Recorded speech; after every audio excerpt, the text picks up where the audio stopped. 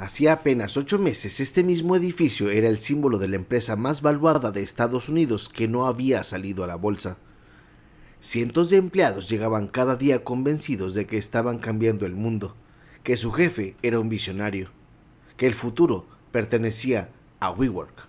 Ese mismo día, Adam Neumann, el hombre que había construido todo esto, fue forzado a renunciar a la empresa que él mismo fundó.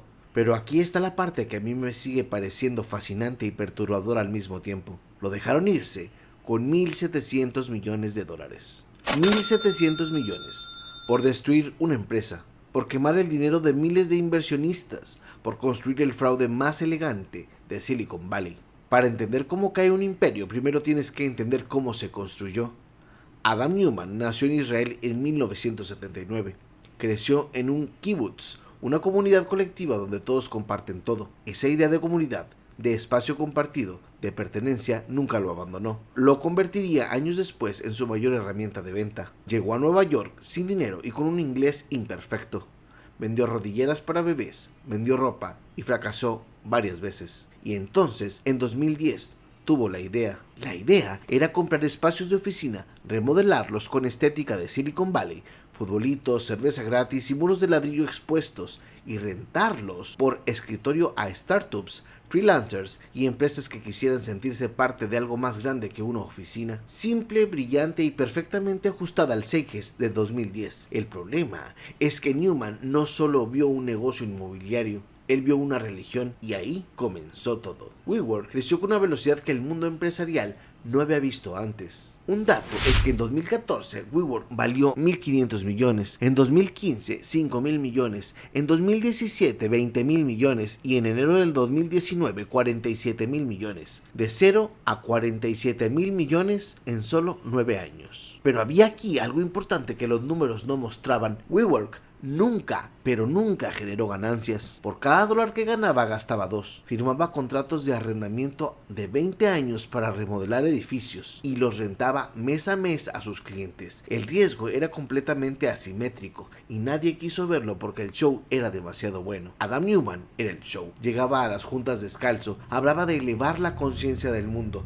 Decía que WeWork no era una empresa inmobiliaria, era un movimiento, que la misión de la empresa era que la energía del mundo fluyera hacia la conciencia. Si esto no tiene ningún sentido es porque no lo tiene, pero funcionaba, porque Adam Neumann tenía algo que muy pocos humanos poseen en esa concentración, que es la capacidad de hacer que otras personas creyeran absolutamente en su visión.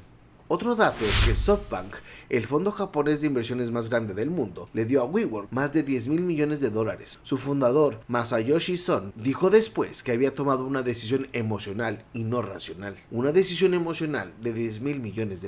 Eso es Adam Neumann. Mientras los inversionistas miraban los números que Neumann les mostraba, había otra película corriendo detrás de cámaras. Adam Neumann usó dinero de la empresa para comprar propiedades personales, que después le rentó a la misma empresa. Sí, se pagó renta a sí mismo con dinero de sus inversionistas. Un dato es que Neumann compró 4 residencias en Estados Unidos, una mansión en The Hamptons, una propiedad en el norte del estado de Nueva York y una casa en California. Todo mientras WeWork perdía cientos de millones al año. Tenía un jet privado Gulfstream G650, uno de los aviones privados más caros del mundo. En un viaje a Israel, la tripulación reportó que se fumaron un bloque de marihuana a bordo. Cuando el jet regresó a tierra, la marihuana fue confiscada y Adam Neumann solamente tomó otro vuelo. Las fiestas de WeWork eran legendarias en Silicon Valley. Alcohol, música en vivo, la promesa constante de que todos eran parte de algo histórico. La cultura era tan intensa que los empleados llegaban a trabajar 80 horas semanales, convencidos de que estaban salvando al mundo, con un salario de startup, con beneficios de startup, con el riesgo de startup y con ganancias yendo a los bolsillos de arriba. Las señales estaban todas ahí, pero cuando alguien te dice que va a cambiar el mundo, es muy difícil preguntar: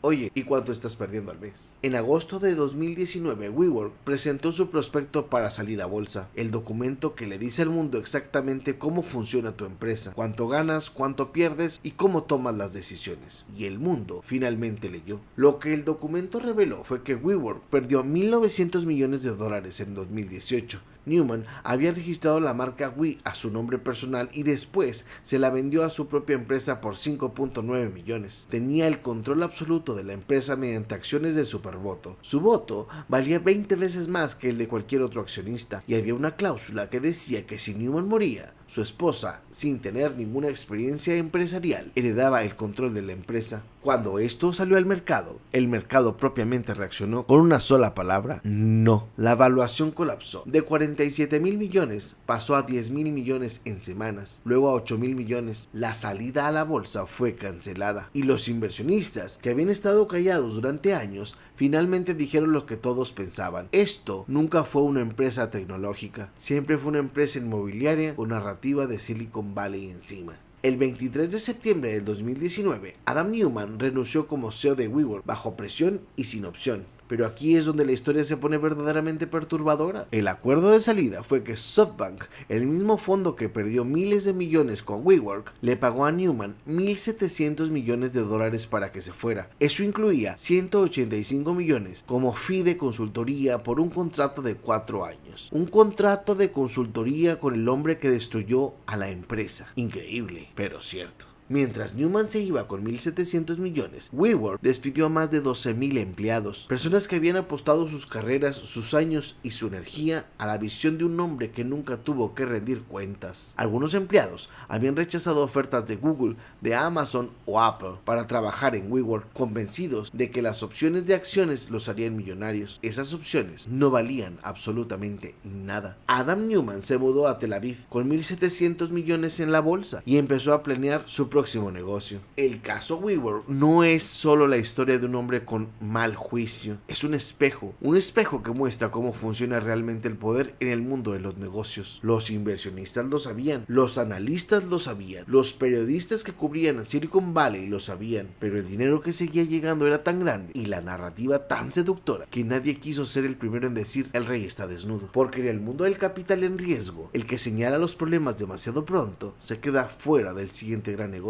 La reflexión con lo anterior es que entre 2010 y 2019, WeWork recibió más de 12.000 millones en inversión. Casi todo desapareció. El mayor perdedor fue SoftBank y detrás de SoftBank estaban fondos de pensión de maestros, enfermeras y trabajadores japoneses que perdieron parte de su retiro. El costo del ego de un hombre pagado por personas que jamás escucharon su nombre. Así continúa la historia. Así que en 2021 Adam Neumann inició una nueva empresa. Se llama Flow. Es una empresa de apartamentos de renta. Mark Anderson, uno de los inversores más influyentes de Silicon Valley, le dio $350 millones. Y aquí es cuando el mundo del dinero tiene memoria selectiva y el ego bien presentado siempre encuentra otro inversionista. Eso es lo que este expediente deja en claro. El sistema no castiga el fracaso, castiga no tener contactos cuando fallas. Este fue el expediente Capital 003. El siguiente caso que vamos a abrir te va a hacer ver diferente el dinero que tienes en el banco. Suscríbete antes de que lo clasifiquen y nos vemos en un próximo video.